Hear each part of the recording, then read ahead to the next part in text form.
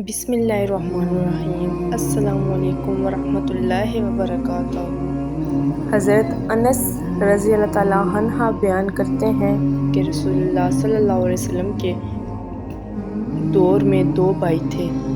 ان میں سے ایک نبی صلی اللہ علیہ وسلم کی خدمت میں حاضر ہوتا تھا، جبکہ دوسرا کاروبار کیا کرتا تھا۔ کاروبار کرنے والے نے اپنے بھائی کی نبی کریم صلی اللہ علیہ وسلم سے شکایت کی تو آپ صلی اللہ علیہ وسلم نے فرمایا، شاید کہ تمہیں اسی وجہ سے رزق دیا جاتا ہے۔ اللہ تعالیٰ نے رزق کے 16 دروازے مقرر کیے ہوئے ہیں اور ان کی چابیاں بھی بنائی ہیں۔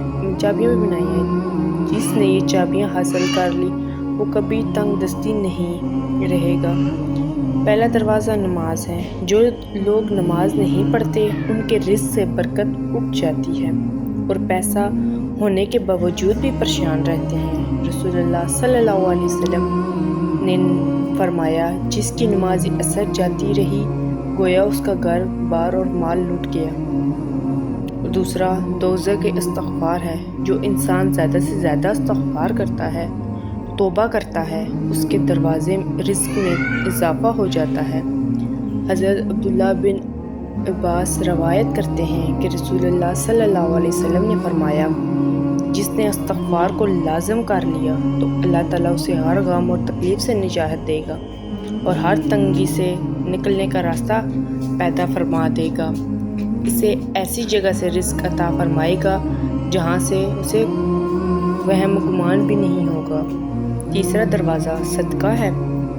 اللہ نے فرمایا کہ تم اللہ کی راہ میں جو خرچ کرو گے اللہ اس کا بدلہ دے کر رہے گا۔ انسان جتنا دوسروں پر خرچ کرے گا اللہ اسے 10 گنا بڑھا کر دے گا۔ حضرت ابو ہریرہ روایت کرتے ہیں کہ نبی اکرم صلی اللہ علیہ وسلم نے حضرت بلال رضی اللہ تعالیٰ عنہ سے فرمایا، ہے بلال، خاص کرو اور عرش والے سے افلاس کا خوف نہ کرو۔ چوتھا دروازہ تقوی اختیار کرنا ہے۔ جو لوگ گناہوں سے دور رہتے ہیں اللہ ان کے لیے آسمان سے رزق کے دروازے کھول دیتا ہے۔ پانچواں دروازہ کثرت نفلی عبادت ہے۔ جو لوگ زیادہ سے زیادہ نفل عبادت کرتے ہیں اللہ ان پر تنگ دستی کے دروازے بند کر دیتا ہے۔ اللہ کہتا ہے، اگر تو عبادت میں کثرت نہیں کرے گا تو تجھے دنیا کے کاموں میں الجھا دوں گا۔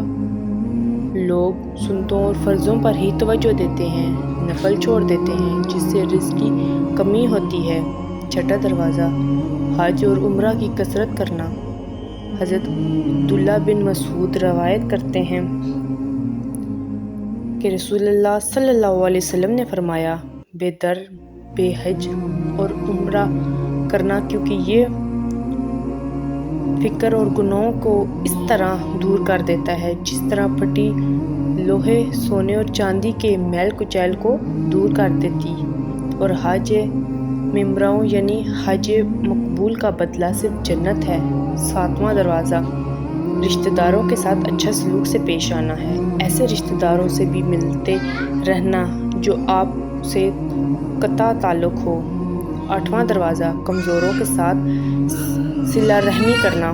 غریبوں کے غم بانٹنا، مشکل میں کام آنا اللہ کو بہت پسند ہے۔ نبی کریم صلی اللہ علیہ وسلم نے فرمایا کہ بندوں کو ان کے کمزوروں کی وجہ سے رزق ملتا ہے اور ان کی مدد کی جاتی ہے۔ حضرت ابو داؤد رضی اللہ تعالیٰ عنہ سے روایت ہے کہ رسول اللہ صلی اللہ علیہ وسلم نے فرمایا، تم لوگ میری رضا اپنی کمزوروں کے اندر تلاش کرو، کیونکہ تمہیں کمزوروں کی وجہ سے رزق ملتا ہے، تمہاری مدد کی جاتی ہے۔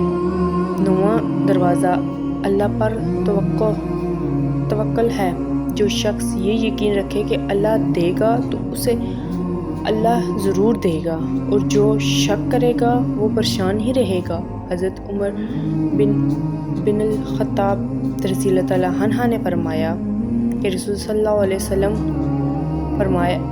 نے ارشاد فرمایا کہ تم حسن اور خوبی کے ساتھ اللہ پر توکل کرو تو تمہیں اس طرح رزق دیا جائے گا جس طرح پرندوں کو رزق دیا جاتا ہے، اور صبح کے وقت خالی پیٹ جاتے ہیں اور شام کے وقت آسودہ ہو کر لوٹتے ہیں۔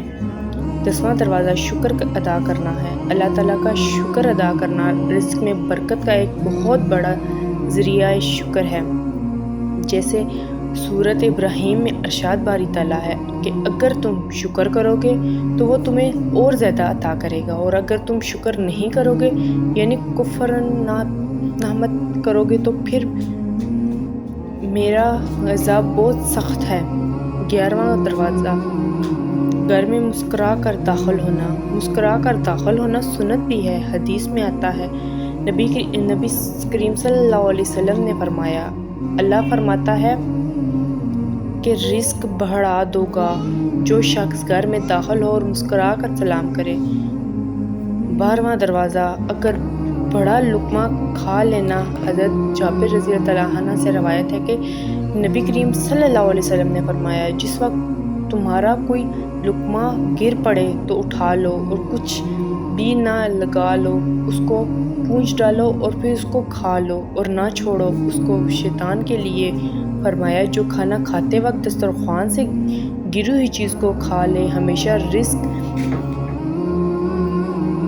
فراخی میں رہتا ہے۔ 13واں دروازہ ہر وقت باوضو رہنا۔ جو شخص ہر وقت نیک بندی کے ساتھ باوضو ہے تو اس کے رزق میں کمی نہیں ہوتی۔ 14واں دروازہ چاشت کی نماز پڑھنا، جس سے رزق میں برکت پڑتی ہے۔ حدیث میں ہے کہ چاشت کی نماز رزق کو کھینچتی ہے اور تنگدستی کو دور بھگاتی ہے۔ 15واں دروازہ روزانہ سورۃ واقعہ پڑھنا، اس سے رزق میں بہت بڑھتا ہے۔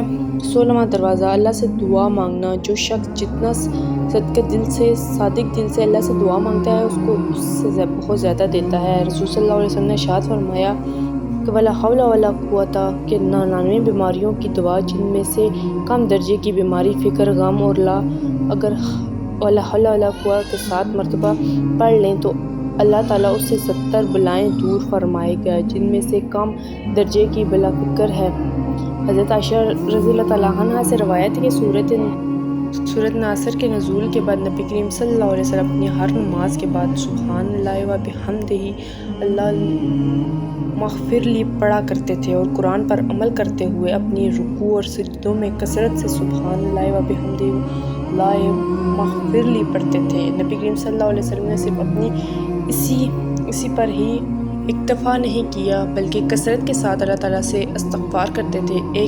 ایک مجلس میں 100 مرتبہ سے استغفار کرتے، حالانکہ اللہ تعالیٰ نے آپ صلی اللہ علیہ وسلم کے اگلے پچھلے تمام گناہوں کو معاف کر دیا تھا اور وہ معصوم من الخطا تھے۔ حضرت عبداللہ بن عمر رضی اللہ عنہ فرماتے ہیں کہ میں نے نبی کریم صلی اللہ علیہ وسلم کو ایک ہی مجلس میں 100 مرتبہ استغفر اللہ الذی لا الہ الا هو الحی القیوم واتوب الیہ کہتے ہوئے سنا۔ اس سے معلوم ہوتا ہے کہ نبی کریم صلی اللہ علیہ وسلم کس کثرت سے مدافعت سے استغفار کیا کرتے تھے۔ حضرت عائشہ رضی اللہ عنہا سے روایت ہے کہ جب نبی کریم صلی اللہ علیہ وسلم کے وصول کا وقت قریب آیا تو آپ صلی اللہ علیہ وسلم نے اپنے کمرے سے ٹیک لگائی ہوئی تھی کہ وہ کہتے ہیں کہ اور یہ کہتے ہیں ترجمہ اللہم اغفر لی والحمنی والقانی بالرفیق الاعلی۔